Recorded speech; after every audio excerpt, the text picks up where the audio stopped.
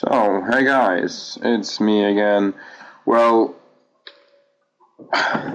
so in the first part of this basic Apex Toy series, you learned how to create an Apex destructible asset in the Physics Lab tool. And in this second part, you will learn how to use it in EDK. Well, you will only know the most basic stuff, so you can start, so you have something to start with, so you can use it in your levels, and then you just have to play around with the settings a bit. I will only explain the most important ones. So, okay, let's start. Well, first, this is an already finished level. I just deleting those walls. So first you want to do is setting up a level. Just you can do any level with whatever you want. You don't have to add a skybox or whatever. You don't have to use dominant directional light. You can just use point lights, but make sure it's dynamic. This is very important, believe me. So first thing we want to do is import our wall. Just go to Content Browser, and in the bottom left there is this import button.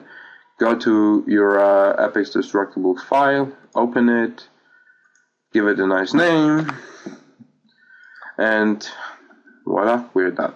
So what you should get is this, just a wall with the engine's default material. So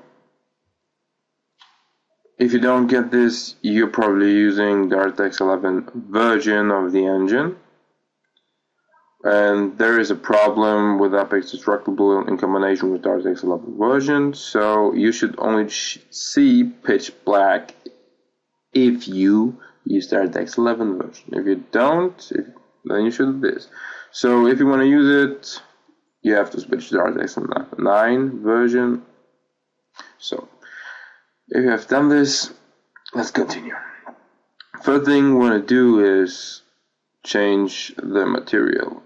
So 0 being the outer material, we will use, I think, what will be used? I think we'll use this. Yeah. And for 1 being the interior material, I will use this rock material. BSP Black Rock 02. Okay, so that's it for the materials. Check if it applied. Yeah, it did. So now let's change a few settings and explain. I will explain a few of them. First thing you want to do right now is go to flags and check if word support is checked. If it is, good. If not, check it, because it's very important, because we want to have it to be, we want the wall to be environmentally supported by the world, by the level we created. So if it won't be like, it won't be basically like it would float in the air, you would shoot it and it would fall down or pieces, and voila, fun is over. So you most likely you want to check that. Okay, so that's, well, I think the most important setting in this case. Then you want to check if support depth is set to 2, or the level you have of or exactly number you have fracture levels created. So if you have 3 fracture levels, then put this to 3 in most cases. Only in special case you don't want to do that. Well, to be simple, support depth only means the number you set here, every fracture level that is beyond that number. So if you have 3 fracture levels, you set this to 2. This third fracture level means that this will be automatically fracture 2 if you fracture the second level, meaning the brick you have, if you would have a brick as a second fracture level, and the third is cutting the brick into 10 pieces. You shoot the brick and, well, the brick explodes like, no, not really explodes, but you can imagine like this, and all the pieces of the third level will be fractured too. So not very funny, especially if you only have 2 levels and you would set this to 1. This would mean if you would just hit the front face, the entire wall would just crumble down. Even worse if it would be to 0, if you would shoot anywhere at the wall, well, just the front face would just fall down without fracturing, and, well, it's not very funny. So make sure you have that to 2, or the level of fracturing you have. So then essential depth is mostly set default to 0, and you want to keep this, keep it that way. So I won't explain very much of it right now. So now we want to change is the damage settings. Damage threshold is basically just how much damage you can you have to apply until the destructible asset will start fracturing. So I like to set this to 30, leave the radius or change it and see what happens, see how it changes. Well, learning by doing. So feel free to do whatever you want with it. What I like to do is set damage caps. I will set this to 50. This just means no matter how much damage a weapon has, even if it has a damage of 50,000, it cannot apply more than 50 damage to this wall.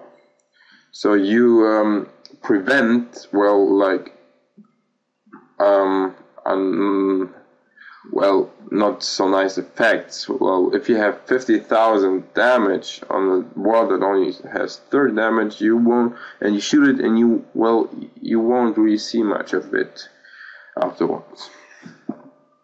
So, well, that's almost it. The only setting I will explain now is form extended structures.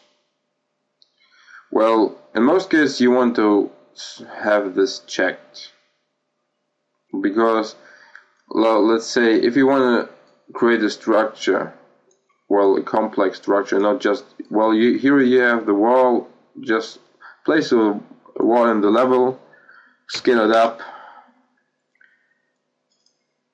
make sure it touches wall geometry, and I will show you what I mean. If you have 2 walls and you connect them, so if you have form extended structures on, this means that they will create one mesh kind of thing. It will be recognized as one mesh, so if you shoot exactly at the connection of those walls, both walls would be affected. Well, if you would just set this off, so it basically means they support each other. And if it would be set off, and you shoot at this bottom line, at this line, at this connection of the two, only one would be affected, and they also would not support each other. So, and in most cases, you don't want to do this because it's just not realistic. So, well, that's basically it with the basic settings. We have already placed the meshes in the level. Then, now let's test it. Play this level in editor. Well, you can shoot it like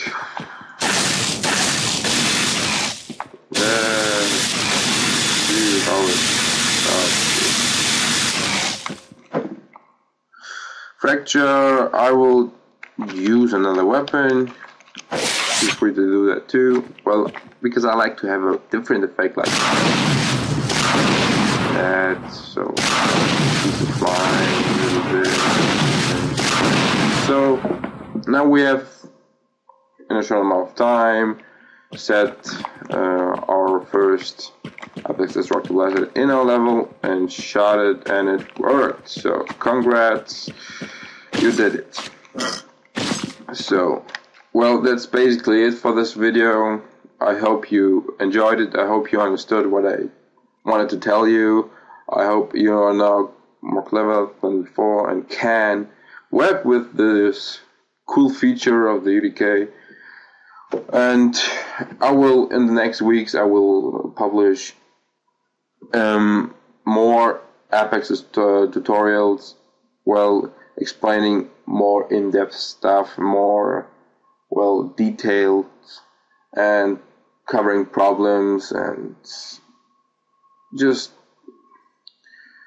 well, just what I want to tell you is, now that you can use those, now you know how to use them, play around with settings a little bit and see what happens, and then you'll learn from it. It's basically how I do that. So, well, have fun playing around with your new features, and see you later.